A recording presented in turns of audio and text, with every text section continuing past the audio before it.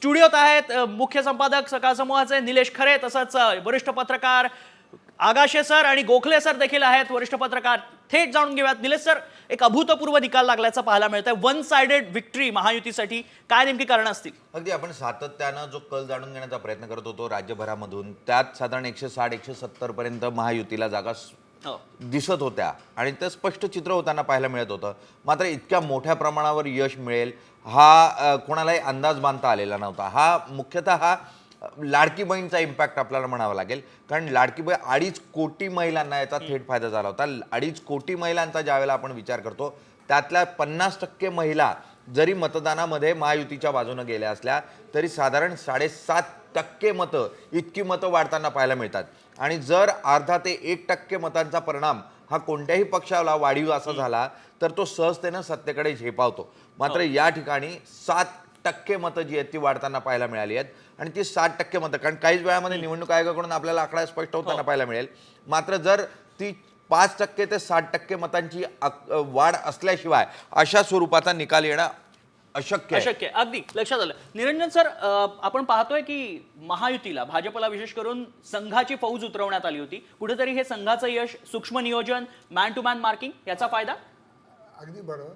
लोकसभा निवडणूक जी झाली त्यावेळी जो भाजपला फटका बसला महाराष्ट्रात काही प्रमाणात, महाराष्ट्र हे फार राजकीयदृष्ट्या महत्त्वाचं राज्य आहे आणि याचे केंद्रावरही खूप परिणाम झाले असते इथला जर प्रतिकूल निर्णय लागला असता तर. त्यामुळे त्या लोकसभेच्या निर्णयानंतरच भाजप आणि संघाने अतिशय नियोजनपूर्वक काम केलेलं दिसतं आहे. आणि आत्ता निलेश सरांनी सांगितलं तसं लाडकी बहीण योजना मध्य प्रदेशच्या प्रारूपावर आधारित होती ती, आणि त्याचा फायदा निश्चित मिळालेला आहे. पण मात्र एवढा एकच घटक यामागे आहे असं म्हणणं आत्ता तरी मला योग्य वाटत नाही. आणखी त्याची काही कारणं आहेत, आपण नंतर सविस्तर चर्चा करू, त्यावेळेला नक्कीच कारणं समोर येतील. मात्र मविया, जो स्विंग मवियाला खरं तर मिळाला होता लोकसभा निवडणुकांनंतर, ते कुठेतरी वातावरण त्यांना कंटिन्यू करता आलं नाही. कुठेतरी लिथार्जी आली. आळशी झाले मवियाचे नेते. आळशी झाले म्हणण्यापेक्षा मवियाच्या एकंदर नियोजनामध्ये पहिल्यापासून थोडासे गॅप्स जाणवत होत्या आणि अनेक गोष्टीमध्ये निर्णय घ्यायला लागलेला उशीर किंवा या पद्धती, त्यामध्ये जो काही उशीर होत गेला तो कदाचित या पद्धतीने आलेल्या निकालामध्ये आता रिफ्लेक्ट होतो असं वाटतंय. अगदी आपल्यासोबत भाजपचे श्रीकांत भारतीय देखील जोडले गेलेले आहेत. थेट जाणार आहोत श्रीकांत भारतीयांकडे. श्रीकांतजी, खरं तर तुमचं अभिनंदन लागलेल्या निकालांवरती. मात्र आपण पाहतोय की भाजपनं अगदी मुसंडी मारली आहे, जोरदार विक्ट्री मिळवली आहे भाजपनं. कसं बघताय? आणि मुळात आता मुख्यमंत्री पदाचं काय, कोण होणार आहे मुख्यमंत्री?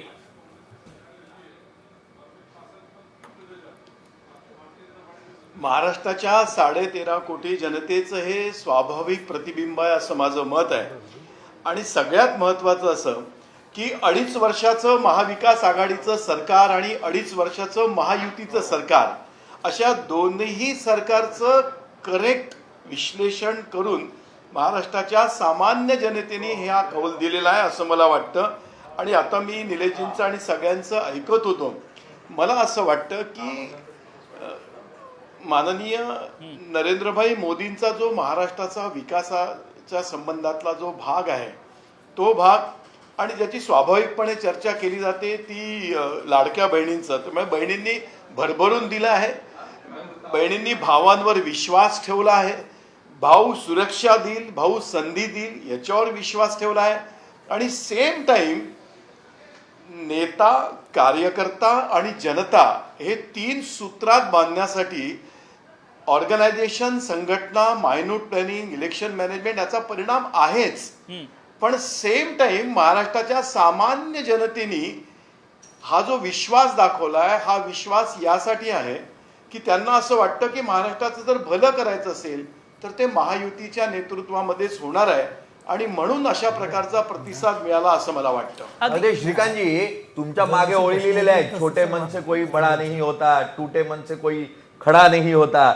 मुळात लोकसभेत ज्या स्वरूपाचं अपयश महाराष्ट्रात आलं होतं त्यानंतर तुमच्या मागे लिहिलेल्या या ओळी ज्या आहेत त्या समर्पक वाटत आहेत. मुळात त्यानंतरचं काय प्रतिक्रिया होती, कारण ती प्रतिक्रिया खूप महत्वाची होती त्यावेळेची. तर लोकसभेनंतरची तयारी कशा स्वरूपात होती ते थोडं सांगाल?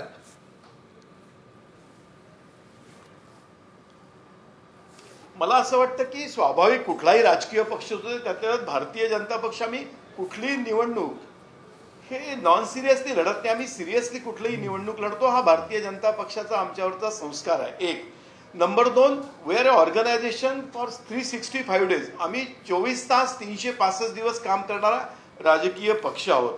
पण तुम्ही म्हणता ते अगदी बरोबर आहे की लोकसभेच्या निवडणुकीच्या नंतर स्वाभाविकपणे जेव्हा एखादा कठीण पेपर सोडवायचा असतो तेव्हा विद्यार्थ्याला चांगला जास्त अभ्यास करायला लागतो.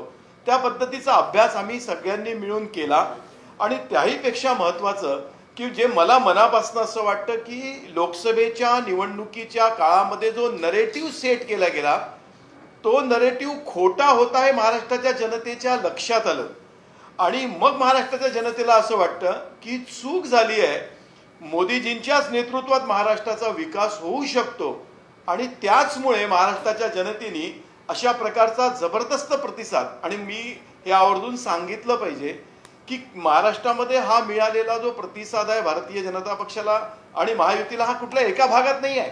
आम्ही विदर्भात समोर आहोत, आम्ही मराठवाड्यात समोर आहोत, आम्ही उत्तर महाराष्ट्रात समोर आहोत, आम्ही मुंबईत समोर आहोत, आम्ही कोकणात समोर आहोत. पॅन महाराष्ट्र प्रतिसाद आहे असं मला वाटतं.